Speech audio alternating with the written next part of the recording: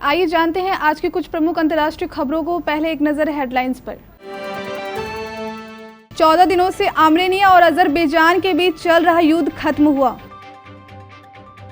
2 विमानों की टक्कर से 5 लोगों की मौत, हादसे की जांच जारी। पाक कानून मंत्रालय की सिफारिश, रोका जाए रेप पीड़िताओं का 2 फिंगर टेस्ट। हाथरस केस में सीबीआई ने दर्ज किया हत्या और सामूहिक दुष्कर्म की धाराओं में केस, जांच शुरू। 3 तलाक के खिलाफ सुप्रीम कोर्ट में आवाज उठाने वाली सायरा बानो भाजपा में शामिल। चीन ने न्यूक्लियर डील पर ईरान का किया समर्थन, मिडिल ईस्ट के लिए नया मंच बनाने का आह्वान।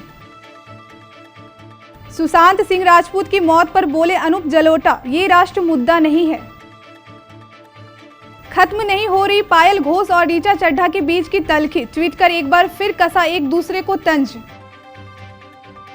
एसआरएच के खिलाफ मैच में रॉयल्स को जीत की तलाश।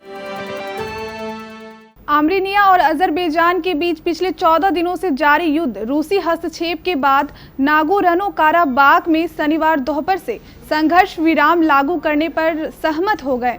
नागोर्नो काराबाख क्षेत्र में 27 सितंबर को दोनों देशों के बीच संघर्ष शुरू हुआ था। यह क्षेत्र अजरबैजान के तहत आता है, लेकिन इस पर स्थानीय आर्मेनियाई बलों का नियंत्रण है। यह 1994 में खत्म हुए युद्ध के बाद इस इलाके में सबसे गंभीर संघर्ष है। इस संघर्ष में अब तक सैकड़ों लोगों की जान जा चुकी है।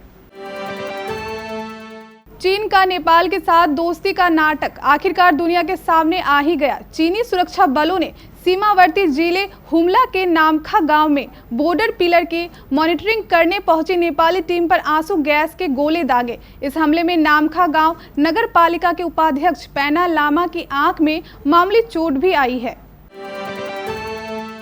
पाकिस्तान सरकार ने बलात्कार पीड़ितों पर किए जाने वाले 2 फिंगर टेस्ट को अस्वीकार कर दिया है और सिफारिश की है यह यौन उत्पीड़न के मामलों में किसी भी मेडिको लीगल टेस्ट रिपोर्ट का हिस्सा नहीं होना चाहिए।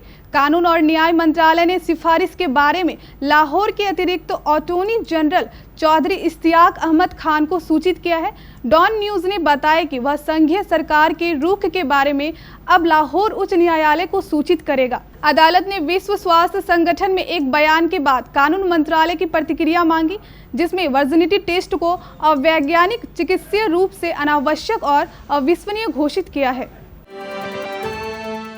केंद्रीय जांच ब्यूरो ने शनिवार को हाथरस कांड की जांच अपने हाथ में ले ली थी। इस मामले में योगी सरकार ने केंद्र से सिफारिश की थी। अधिसूचना में कहा गया कि जांच एजेंसी की एक उपयुक्त ब्रांच बनाई गई है। अभी तक इस मामले की जांच यूपी पुलिस की एसआईटी कर रही थी, जिसने जांच के लिए अभी 10 दिन का वक्त और मांगा था। अधिकारियों ने बताया कि सामूहिक दुष्कर्म के मामले की जांच के अलावा यूपी सरकार ने सीबीआई से इस मामले में जातीय दंगे, हिंसा भड़काने और मीडिया व राजनीति के कुछ धड़े की ओर से दुष्प्रचार की आपराधिक साजिश की जांच की भी मांग की है। काशीपुर निवासी सायरा बानो ने 2016 में 3 तलाक के खिलाफ सुप्रीम कोर्ट में सबसे पहले जनहित याचिका दायर की थी। सुप्रीम कोर्ट ने इस पर फैसला दिया था। इसके बाद केंद्र सरकार ने 3 तलाक के खिलाफ कानून बनाया। तब से सायरा बानो देश दुनिया में एक चर्चित चेहरा बन गई। 3 तलाक के खिलाफ लड़ाई जीतने के बाद से ही सायरा बानो के भाजपा में शामिल होने की चर्चाएं थी। 2018 में तत्कालीन प्रदेश अध्यक्ष अजय भट्ट के समय उन्हें पार्टी की सदस्यता दिलाने की तैयारी भी हो गई थी, लेकिन उनकी सदस्यता टल गई। वह एमए और एमबीए है। सायरा को पार्टी में शामिल करके भाजपा अल्पसंख्यक वर्ग में अपनी पकड़ बनाने का प्रयास करेगी। सायरा का क्या चुनाव लड़ने का भी इरादा है? इस पक्ष पर उनका कहना है कि अभी वह पार्टी में शामिल हुई है, पार्टी उन्हें जो जिम्मेदारी देगी उसे निभाएगी। चीन के विदेश मंत्री वांग यी ने अपने ईरानी समकक्ष जावेद जरीफ के साथ एक बैठक के बाद मध्य पूर्व देशों में तनाव को कम करने के लिए एक नया मंच बनाने का आह्वान किया है।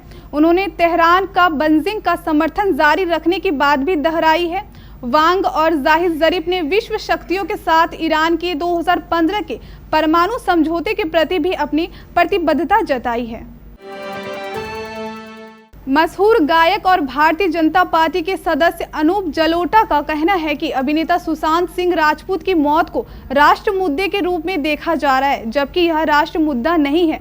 उन्हें लगता है कि यह मामला लोगों की भावनाओं से जुड़ा है और लोगों को अदालत के फैसले का इंतजार करना चाहिए। अभिनेत्री पायल घोष ने जब से फिल्म निर्देशक अनुराग कश्यप के ऊपर यौन उत्पीड़न का आरोप लगाया है, तभी से वो काफी सुर्खियों में है। पायल ने इस मामले में अभिनेत्री ऋचा चड्ढा के साथ साथ ही कई और अभिनेत्रियों का नाम भी घसीटा, लेकिन ऋचा चड्ढा को उनकी ये बात जरा भी पसंद नहीं आई। बस तभी से दोनों अभिनेत्रियों के बीच काफी खींचतान चल रही है। दोनों का तल्ख मिजाज एक दूसरे के ऊपर हावी होता नजर आ रहा है। सनराइजर्स हैदराबाद और राजस्थान रॉयल्स के बीच मुकाबला खेला जा रहा है। सनराइजर्स हैदराबाद ने राजस्थान रॉयल्स के सामने जीत के लिए 159 रनों का लक्ष्य रखा है।